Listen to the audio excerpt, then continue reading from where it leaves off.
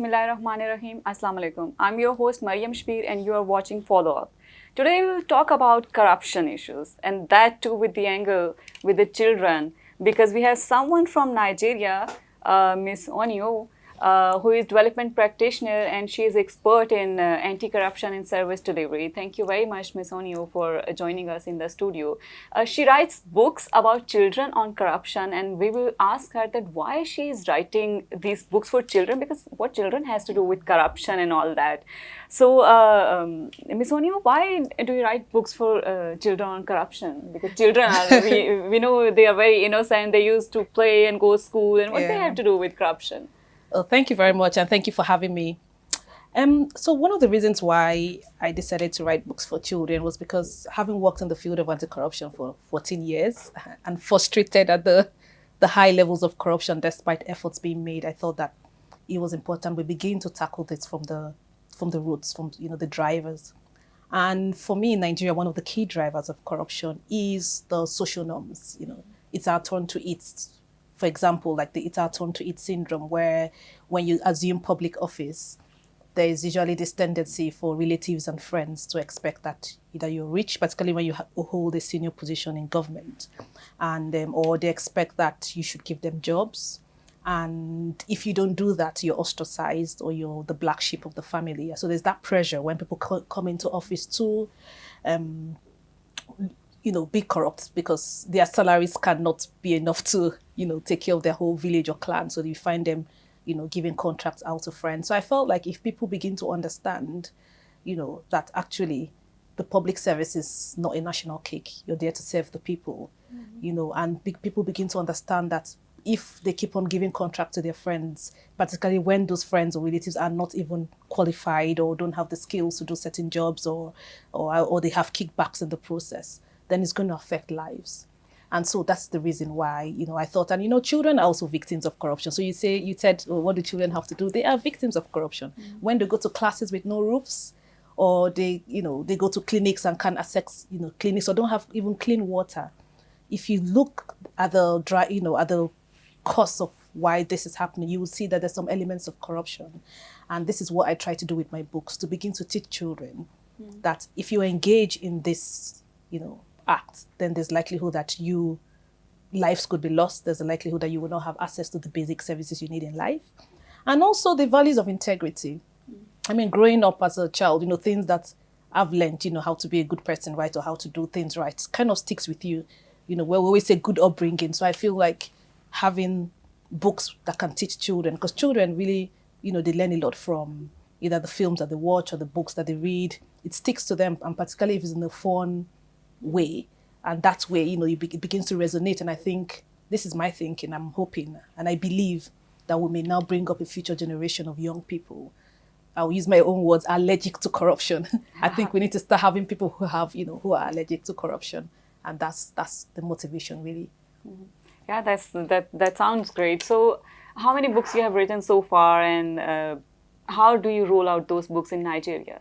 So I've written 3 books. One is just about to be formally launched in about 2 weeks. So the first one is A Maker's Money, which looks at different aspects of corruption and its consequences. The other one is Halima's Vote, which has elements of corruption in elections. So it talks about vote buying. It talks about women taking leadership roles. Because Halima's Vote in particular is one of my favorite because it talks about this timid woman from the little village who, was a timid person naturally, but frustrated by her friends who died as a result of, the lack of, good health care in her village, and seeing how the governors each year during election come to make promises and buy people's votes, and yet nothing changes. And she rises up and not just rising up herself, but getting the whole village to act. And I think for me, that's the kind of society we want, where people should understand that, and children should know that you can be a leader. I can be a leader. You don't have to be part of the elite, to be a leader. I think that's so that's Halima's Vote. And my third book is Tosin's Story. And that looks at corruption in the media with a focus on cash for stories. And the idea is for kids to understand that journalism is, it's quite a strong tool. The media can shape or break democracy, it can shape or break anything. It can decide who becomes a leader. That's the simple truth. And we need to start paying attention to that area as well. They need to understand the power of the media and the power of speaking the truth. And so tossing stories about journalists who uncovers corruption in the building industry, because as a result of the building collapse that killed, a number of people. So basically, so my books have different themes, but feel around corruption and poor governance, and to encourage children to see, look, this is what will happen if this happens, but this can happen if you do this, because at the end, it always ends up in the good place, and to encourage them that integrity pays. So for how long you're doing this, and what are the results so far in Nigeria? So we've started, like I said, luckily, thanks to the United Nations Office of Drugs and Crime, UNODC, and MacArthur Foundation, we've been able to roll out these books to currently about 4,200 children. With MacArthur Foundation, we have funding to reach 20,000 children in Nigeria across 3 states. And so we're rolling out, so that's one way. So we're rolling out through the NGO. I have an NGO, Step Up Nigeria, which is what we, the vehicle I use to, spread this word to children. But beyond the NGO as well, beyond the going to schools to engage children in book reading sessions and other fun activities using the books, we also plan to work with policymakers. We started doing that to see how we can institutionalize anti-corruption education. And I'm not necessarily looking to change the curricula, because curricular development takes time, but we have the tools. Some of the teachers had told me that, okay, we want to teach anti-corruption, but we don't have any books to use, and which is what I've tried to provide with my book. So some of the education departments are reviewing the books currently, and we're hoping that they would adopt the books as materials that can be used in the primary, and junior secondary school, which is my focus for now. So that's one way we're rolling it out as well. And we hope that if it gets adopted, then it could be, that would roll out to quite a number of schools. And then we're also looking at the commercial option. We have it on Amazon, but Amazon is not, for many Nigerians, they can't necessarily reach Amazon. So we also have it locally. We have it on some online platforms like Roving Heights and some few bookshops. But it's been a bit challenging on that side. But that's the side that we think would be a bit more sustainable, where it's in every store and people can just walk in and pick it up. Because we can't reach all the schools. Nigeria is big, so we need to have outlets where people can actually buy them, but at an affordable price. So that's one of our challenges that we're working on, to bring down the production cost and see if it can be accessible to different children. So that's how we'll be rolling out the book. And in terms of what impact it has had, one of the things, I think it's still early on to say like it's had a massive impact, but we've had some short-term positive outcome that has really encouraged and inspired me to keep going. And I'll tell you a story, one of the stories, and from one of our school engagements. We went to, it was Halima's vote. So this year Nigeria had elections this year, and we went to read to the kids, just before the elections. And like I said earlier, Halima's vote teaches children about the negative impact of vote buying, selling your votes, for in exchange for money. And very small money, even less than $1 or whatever.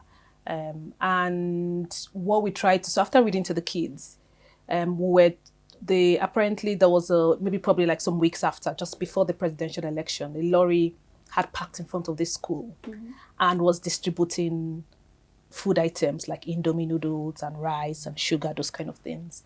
And this girl saw a 6-year-old girl, saw this happening. And she ran to the head teacher's office and said, close the gate. They've come to buy our votes. Our votes are power. You cannot sell, our votes. And the head teacher said she was taken aback because she was also coming out to see what was happening outside. And she said she was also going to take those gift items because they were like free gifts, right? But she was taken aback. She was like, where did you hear this from? She said, they told us in Halima's vote. We read it in Halima's vote. The book we read. And, she said she was taken aback. So because of that girl, the head teacher didn't go out to pick those items. Do you get what I mean? And this is just a little girl. So the thing is, the book is not just, initially we're saying for kids to, grow up to be persons of integrity. But what we are finding is that some of the kids are also even influencing adults, through these books. So like I said, it's still early days, but we'll see how we hope to get more of those stories. And more recently, we had so from our engagement with children, we try to identify young anti-corruption champions who we think that, can begin to have some leadership, play some leadership roles in this area, even within their schools or their classroom around anti-corruption. And so one of them was one Naomi Oloyede. I don't know if you came across it on the internet. There was this 11-year-old girl that addressed a UN conference recently that got a little bit of waves. So she was one of our products. It was through our videos that the UNODC found her, because we were working with the UNODC around education for justice. And so, seeing that kind of, it makes me proud that it was from reading to this school, to these students about anti-corruption, and we organized a debate session. And that was where she was very passionate during the debate session around corruption and why, young people should tackle corruption. And it was from that video she was chosen to represent Nigeria at that conference. And so I think those are the kind of impact, the initiative is having now, the books, having now on people, and we hope to get more stories as we roll out to more children. So one of the challenges you mentioned that it was related to production cost and distribution of books. What other kind of challenges you faced for reaching out kids in schools and for bringing, of course, this is just a beginning, so we can't measure impact, the kind of impact you were mentioning. What challenges did you face? One of the challenges we face beyond the production cost is around even getting access to, particularly the public schools. It's actually not easy, because sometimes you need permission from from the particular government agency responsible. And so sometimes, not in all cases, but we've had some difficulties, or we've had some of maybe the director or the assistant director in that particular ministry or agency insisting that, okay, if you have to do this, you have to do this my way. And we have a program. The program is designed in such a way, like children move from, so we read to them, this book, and the following week we read another book, and then we do some fun activities, because there's a program we're developing, because we're seeing what is working, and we're trying to, kind of like develop that program that others in the future can use, so that we get similar results. So when we are being dictated, when you're trying to kind of change the program around, it becomes a little bit more challenging. But we've been able to overcome some of those few challenges by either just trying to have a compromise, but it's usually difficult sometimes getting government access. And then for some of the private schools, it's just, the trust system, you're seeing this NGO, okay, so they're like, why are you doing this? Like, why are you, giving us books for free, or why are you coming to engage? They don't understand, like they feel like maybe we are, I don't know, like coming here to trick them or something. So we have some of those few I think challenges. that's the impression most of the NGOs have in Southeast Asian countries. Oh, really? Okay. There's many issues which South Asian countries and Southeast Asian countries have in common, like corruption issues and governance system in such countries. So how do we relate Nigerian corruption thing and Pakistan, and how you can help, or we can learn from Nigeria about Pakistan, and how do you see it, and how Pakistan tackles such issues? Yeah, I'm still 3 months old in Pakistan, but just speaking to people around me about corruption issues here, I see lots of similarities. And I think that for me, like I said, is looking through for Pakistan is first of all doing a bit of deep dive, looking at the political economy, looking at the key drivers, what really causes corruption in Pakistan. As I think once we can, if we've done deep analysis around what the key drivers of what allows corruption to, happen or persist in Pakistan, they will begin to design interventions around that. That's what I'll say on a general level. But I still think that the anti-corruption education could also work here. I genuinely believe that. And in the case of Pakistan, being Urdu being the main, it's just developing, probably have an English version, have an Urdu version, and I think that would go a long way. And one of the things is we could also, like, I don't know if I mentioned to you, apart from the books, we also have like the films from the books we're producing. So I think that could also do well here, so produce like short films in languages that children could, relate to, and as well as even in the radio, having radio programs, around, so they could have short drama sketches on radio played, and kids listening to them, and but in the fun ways. And I think another thing, like I feel like Pakistan could do, particularly with SDPI, particularly being a policy, working around sustainable development in around Asia, and of course Pakistan included. I would suggest also like working with policymakers in the education sector, to work out how to integrate this into what you already have. Look at what you already have. It's possible there are elements of it here, and then try to see how we can integrate anti-corruption education into either subjects, or as a standalone, working with teachers and those, and possibly relevant NGOs, and to develop some, programs around that. And we'll also be happy for you to use our books as well. Thank you very much, Ms. Onyinye, for your time. And we wish you good luck with your objective, because this anti-corruption cause is so great, and children are the first step to get them educated, to bring the change in the society. And we hope that we will learn something from these books and we could replicate this into Pakistan as well. We will come up in next program with some other issue. Till then, goodbye.